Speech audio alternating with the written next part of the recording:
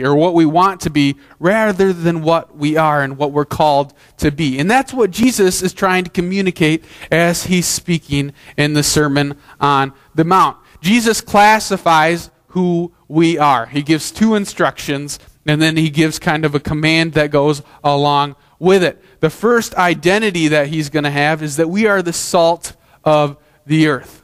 Secondly, that we are the light of the world. And then we're called to honor or to be faithful to his Scripture. Let's look at the Scripture together this morning from the Gospel of Matthew, chapter 5, beginning at verse 13. Here is the words from the book that we love.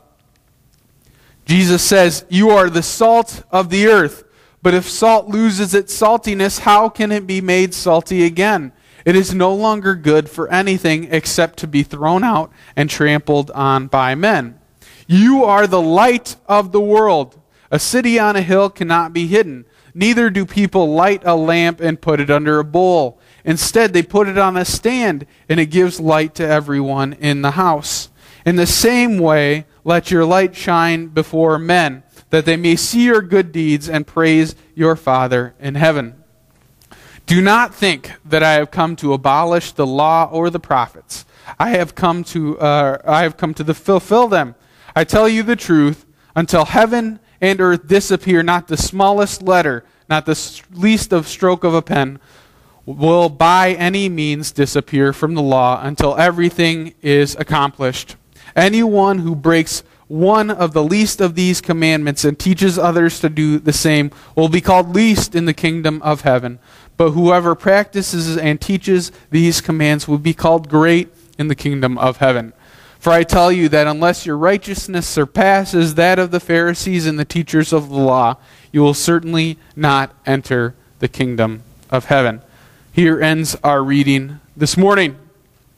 There's a farmer who weekly goes to a farmer's market. Obviously, he's not in Illinois because we wouldn't have a weekly farmer's market because of the snow, but in the South. And he's a dairy farmer, and so he takes some of his wares in. And each week he has two kind of big containers, one that has apple butter in it, and the other one that has cottage cheese in it. And he brings two ladles so that he can ladle it out into the smaller containers of however much the individual that purchased it bought. Well, he had been doing this for a number of years, and one day he forgot one of his ladles. And so he didn't have the opportunity to buy one and couldn't get one, so he had to use the same ladle for both products. And you can kind of imagine what happens. Over time, the two got mixed together, and he could not tell which one was which. That's a little bit like us as Christians. When we lose our purity, it's hard to tell the difference between us and the world. Our first call that Jesus has for us is that we are the salt of the earth. Now, before I get too far into the salt of the earth and light of the world, I want to explain a little bit about what Jesus says.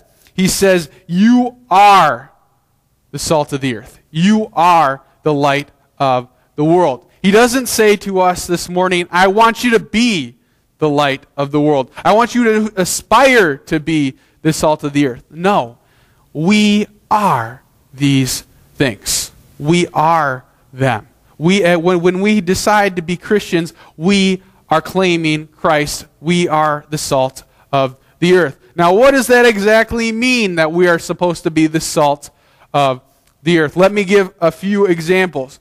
Well, salt is pure. It's critically important in the world of the Israelites. In fact, salt was such a valued prize that was given to the Roman armies as their salary. There was salt, and that's where we get the word for salary, actually. But salt in the Roman world was considered the staple for how they determined how something was pure. And so the Israelites would know this, and it was very hard for them to get pure salt, to get really good salt. There's always things that get mixed in with it, and so that would reduce its effectiveness. They needed to find pure salt. And as Christians, we need to be pure salt. We need to try to keep away from those things of the world that are trying to dilute us or make us a little bit impure or compromise us.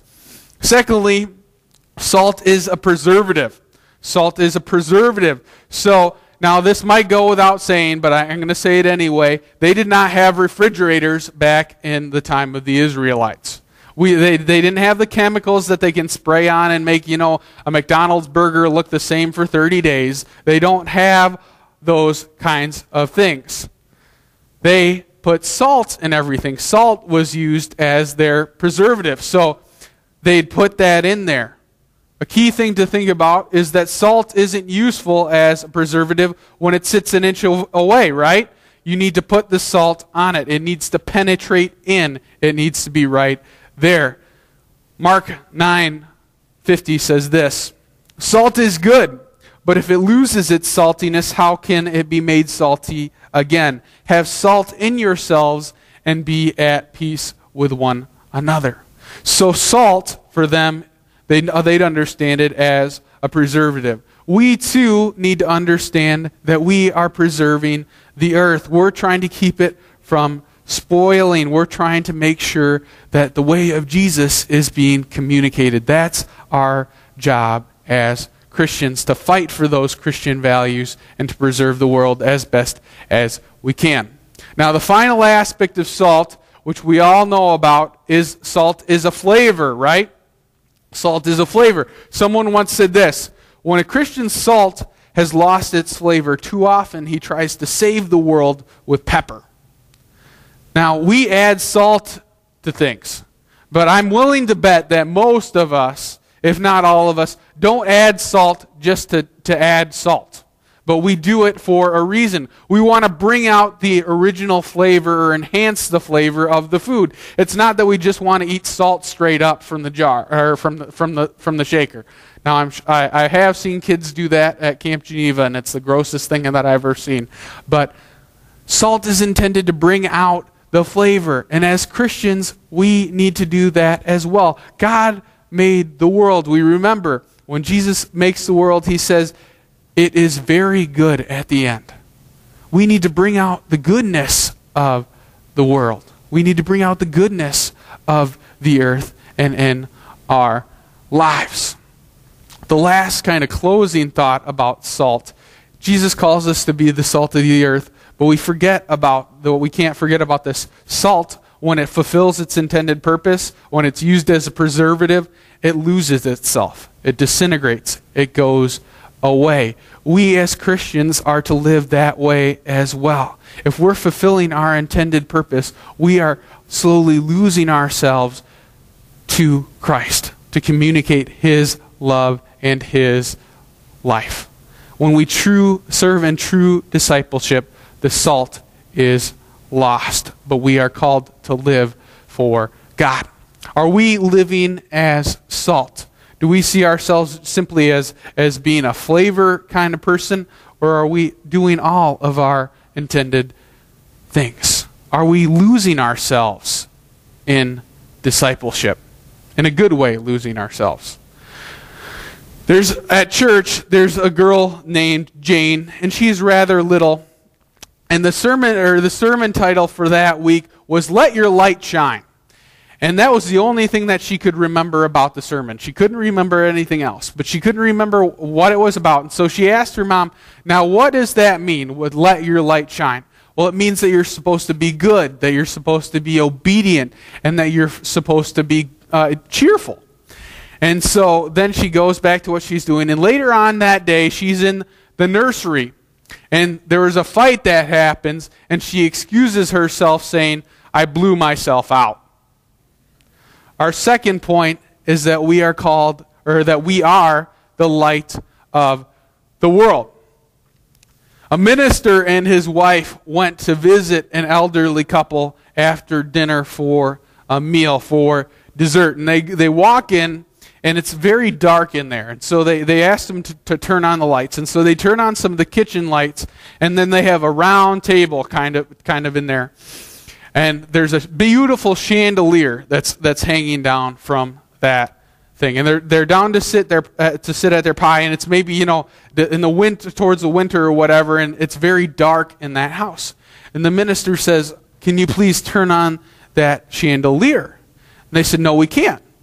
He's confused. Why can't you turn it on? Well, it doesn't work. Can you imagine eating your dessert in the dark?